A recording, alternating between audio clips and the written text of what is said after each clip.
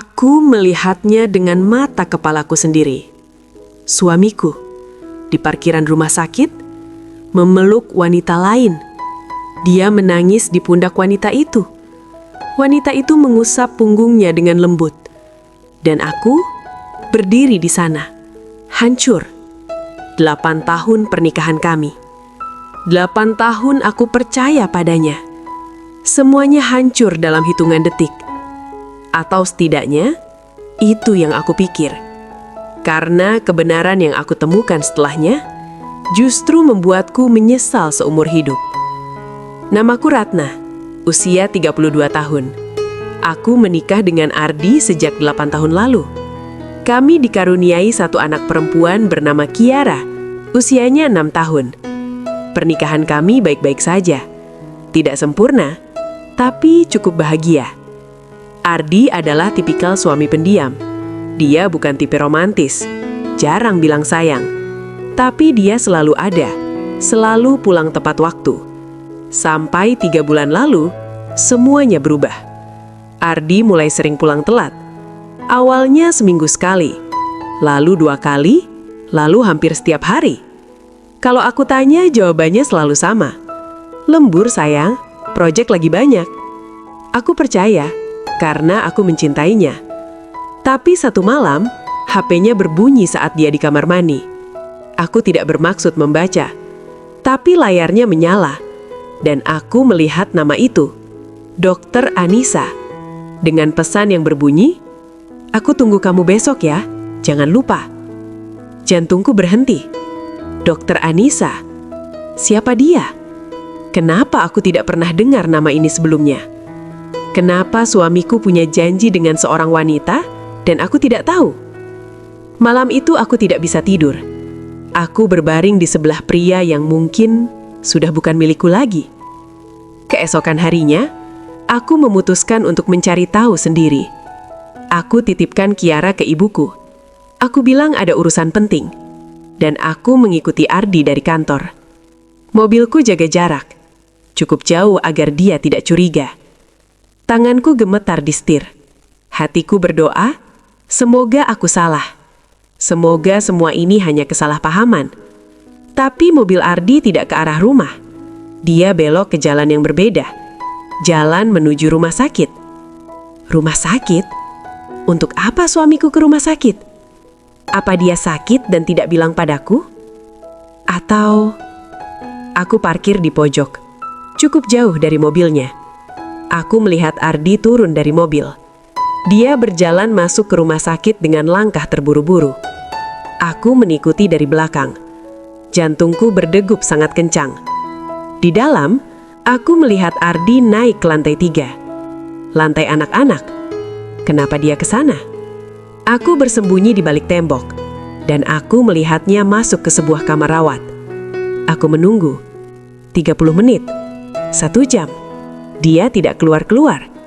Sampai akhirnya aku melihat sesuatu yang menghancurkan hatiku. Sekitar jam 7 malam, Ardi keluar dari rumah sakit. Tapi dia tidak sendiri. Ada seorang wanita bersamanya. Cantik, berjas putih. Dr. Anissa. Mereka berjalan bersama menuju parkiran. Dan di sana, di bawah lampu parkiran yang remang, aku melihat suamiku memeluk wanita itu. Bukan pelukan sekilas, pelukan erat. Ardi menangis di pundaknya. Tubuhnya gemetar. Dan wanita itu mengusap punggungnya dengan lembut. Duniaku runtuh. Air mataku jatuh tanpa bisa aku tahan. 8 tahun. 8 tahun aku setia. 8 tahun aku percaya. Dan ini balasannya. Aku menangis di dalam mobil. Sendirian. Hancur. Malam itu aku tidak pulang ke rumah. Aku menginap di hotel. Aku tidak sanggup melihat wajahnya. Aku tidak sanggup berpura-pura semuanya baik-baik saja. HP-ku berdering berkali-kali. Ardi menelpon. Aku tidak angkat. Dia mengirim pesan. "Kamu di mana sayang? Aku khawatir." Khawatir? Aku tertawa pahit. Suami macam apa yang khawatir pada istrinya sambil memeluk wanita lain? Keesokan harinya, aku pulang. Aku sudah siapkan semua kata-kata di kepalaku. Aku akan minta cerai. Aku tidak mau jadi istri bodoh yang dikhianati. Ardi langsung menghampiriku begitu aku masuk. "Ratna, kamu dari mana? Aku khawatir semalaman." Aku menatapnya dingin. "Aku tahu semuanya, Ardi." Wajahnya berubah. "Tahu apa?" "Dokter Anissa, rumah sakit, pelukan kalian semalam." Ardi terdiam. Wajahnya pucat. "Ratna, aku bisa jelaskan." "Jelaskan apa?" Aku berteriak. Semua emosiku meledak. "Aku lihat dengan mata kepalaku sendiri. Kamu memeluknya. Kamu menangis di pundaknya. 8 tahun, Ardi. 8 tahun. Aku mau cerai." Ardi terdiam. Lalu dia berlutut di depanku. "Ratna, tolong dengarkan aku dulu. Sekali ini saja. Setelah itu, kalau kamu masih mau cerai, aku tidak akan menghalangi." Aku diam. Napasku berat. "Bicara." Ardi menarik napas dalam. "Sebelum aku menikah denganmu, aku pernah menikah." Jantungku berhenti. "Apa?" "Pernikahanku pertama hanya bertahan 2 tahun. Kami bercerai karena banyak hal. Tapi dari pernikahan itu, aku punya seorang anak laki-laki. Aku tidak bisa berkata-kata. Namanya Raka. Usianya sekarang 11 tahun. Dia tinggal bersama ibunya di kota lain. Aku tidak pernah cerita karena aku malu, Ratna. Aku gagal sebagai ayah." Air mata Ardi jatuh. 3 bulan lalu, Entan Maniksaku menghubungi aku. Dia bilang Raka sakit. Leukemia. Stadium akhir. Duniaku berhenti berputar. Raka membutuhkan perawatan intensif. Biayanya besar sekali. Aku bekerja lembur setiap hari untuk mengumpulkan uang. Aku bolak-balik ke rumah sakit untuk menemaninya. Dokter Anissa, dia adalah dokter yang merawat Raka. Dia yang memberiku kekuatan setiap kali aku hampir menyerah. Semalam, Raka koma. Dokter bilang, waktunya tidak lama lagi. Aku tidak kuat, Ratna. Aku hancur. Dan Dokter Anissa, dia hanya berusaha menguatkan aku. Itu yang kamu lihat.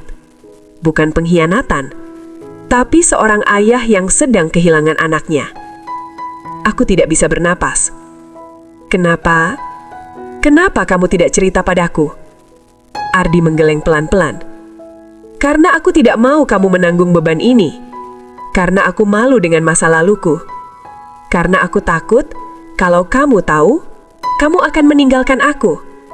Aku pikir aku bisa menanggung semuanya sendiri. Aku salah." Aku jatuh berlutut di depannya. Aku memeluknya erat. "Maafkan aku, Ardi. Maafkan aku." Kami menangis bersama. Di ruang tamu rumah kami. 2 orang yang sama-sama hancur. Tapi akhirnya jujur. Besoknya, aku menemani Ardi ke rumah sakit. Untuk pertama kalinya, aku bertemu Raka. Anak laki-laki kecil dengan mata yang sama seperti Ardi. Tubuhnya lemah, tapi senyumnya sangat hangat. "Jadi ini istri baru Papa?" Aku mengangguk sambil menahan air mata. "Iya sayang, salam kenal."